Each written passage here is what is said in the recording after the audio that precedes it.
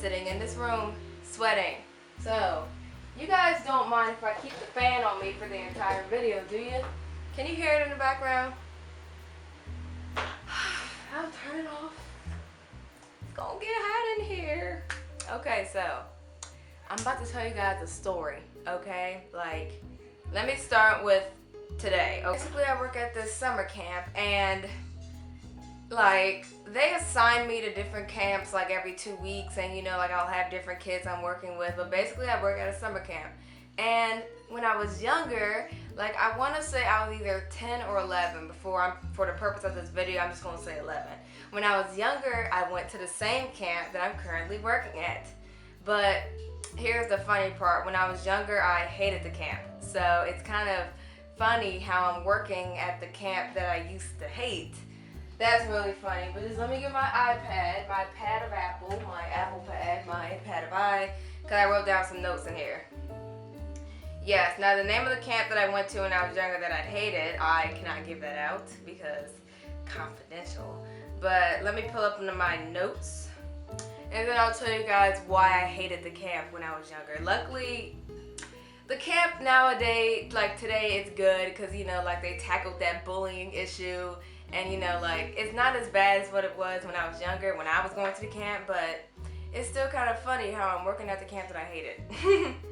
But okay, let's get started. Okay, the number one reason why I hated working at that camp the number one reason why I hated going to that camp that I currently work at when I was younger is because there was this bullying problem. Like, these girls were messing with me, and like, the counselors or the staff, they knew it was happening, and I'm gonna get to that part later. They knew it was happening, but they didn't do anything about it. And it's like, what's up with everybody who knows that bullying is going on and they don't do anything about it? Why don't you do something? Geez, I'm not telling you to jump in and be a hero, but at least go inform somebody else who can jump in and be the hero. Like, oh my gosh.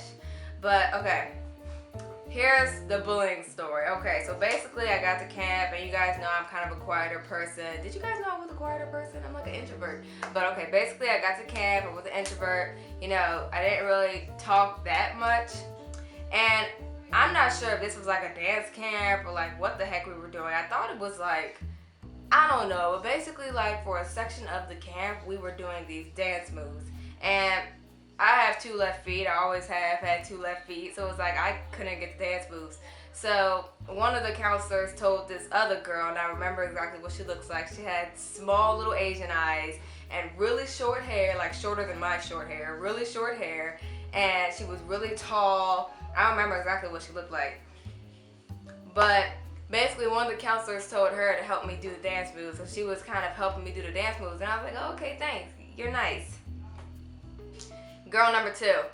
She was this larger girl. She had dark brown skin, and she also had smaller eyes. And she had like long braids or long twists or something. And she had like big boobs at like an early age. I feel as if all of us in there were like 11, but like, her breasts were like huge for her age. That's another thing I remember. And like, we took a field trip to the Wizards game, the camp, and she shared her nachos with me because I didn't have anything or whatever, but she shared her nachos with me, and I was like, thanks, you're nice. Both those girls ended up turning on me, but let me tell you something about what happened on the bus. On the bus home from, I can't remember if it was the bus home from the Wizards game. I don't think so. I think it was the bus home from the pool. This other girl, she was short, and she also had short hair. She had these glasses on.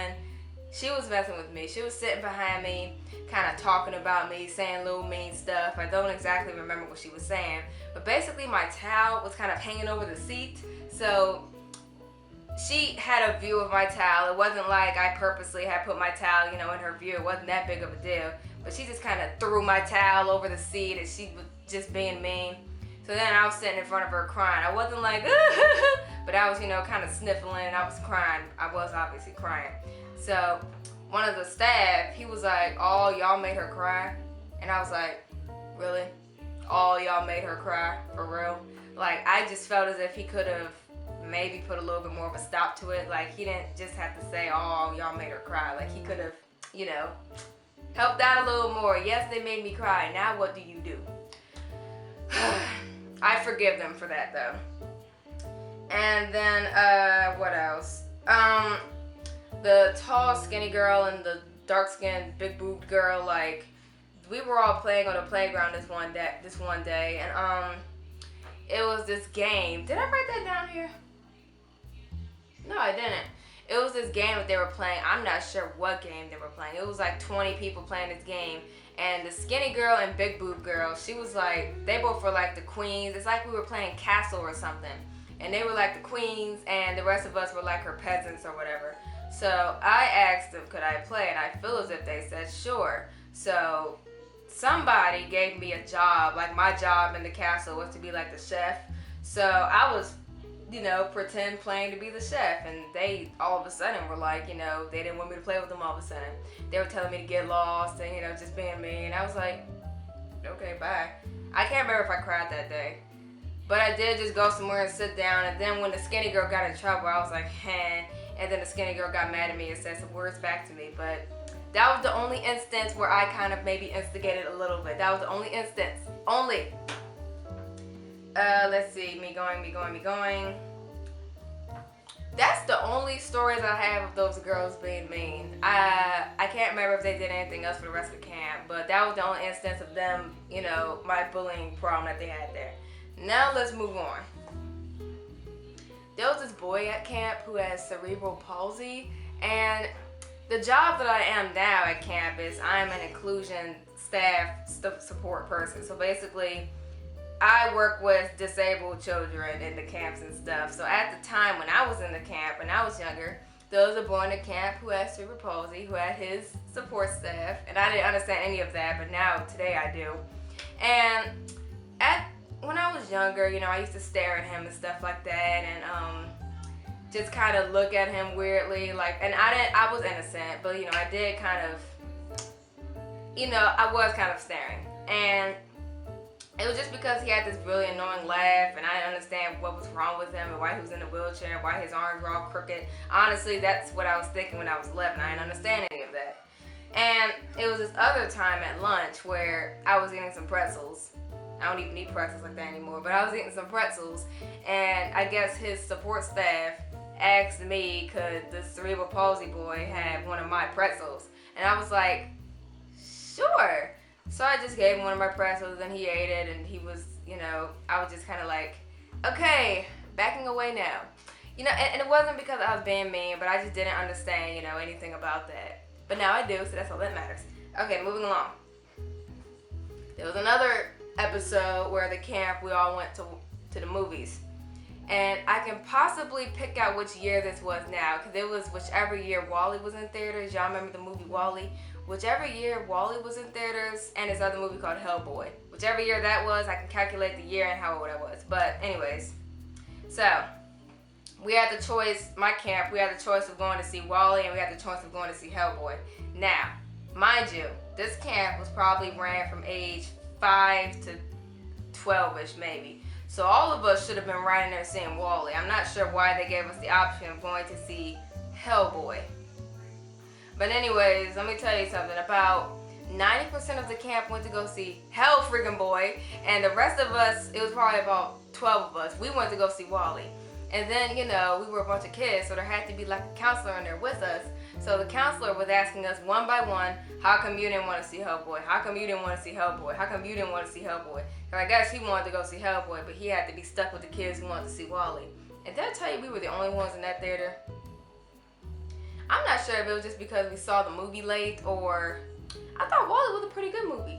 We were the only ones in that theater. It's like, maybe we just saw the movie late, but I felt as if that counselor was a little bit upset that everybody didn't want to go see Hellboy and that he had to be stuck with us. But it's like, why did the rest of them want to see Hellboy? It was like 4-year-olds going in there seeing a movie called Hellboy. What in the world? I didn't understand that when I was younger. But anyways, what else do I have to talk about that camp? The camp would go on field trips to the amusement park every 2 weeks, and I never went on one field trip. I had to watch all my other friends go on a field trip, so I never went. My mom said that she wasn't going to let me go because we were going to go as a family. We never did that, but it's fine. I don't hold hate in my heart. And there was another instance where this girl was jealous because y'all know that I like to draw. Like, I really like drawing. So So this other girl was jealous that, you know, all the other kids really liked my drawings. And, you know, they wanted me to draw for them all the time. And, you know, they were kind of giving me lots of attention because of these drawings that I was doing. So another girl got jealous of that, and then she threatened to rip up my drawings. And everybody was coming to me, oh, Alexis, she said she's gonna rip up your drawings. Hey guys, thank you so much for watching this video. If you haven't subscribed yet, make sure you do that, and I'll talk to you guys later. Bye-bye. Okay, I'm back. Now, here's the reason why I'm back. I forgot, I almost promised one of my best friends I'd do this for her. Okay, so, best friend Mary.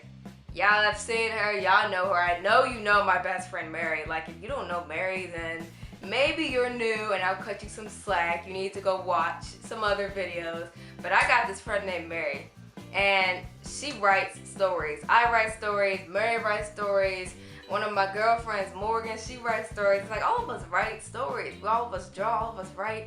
But basically, I'm gonna give Mary a little bit of publicity here because she wrote this children's story, and it is so cute and so, oh my gosh, you guys gotta go check it out. If you like to read, or if you have a little bit of spare time, you know, go check out her story. I'll put the link to it down below. Go check it out if you guys like to read or whatever. Just go check it out, maybe leave a comment how you liked it. You know, even if y'all don't have time in your busy schedules to read all the chapters, go read a few chapters, tell her how you like it so far. You know, go give her some feedback. We're all, you know, growing, what do you call us? We're all growing authors here, so, you know, help us out a little bit. Alright, so, now, thank you guys for watching this video. If you haven't subscribed yet, make sure you do that. Thumbs this video up, and I'll talk to you guys later. Bye-bye!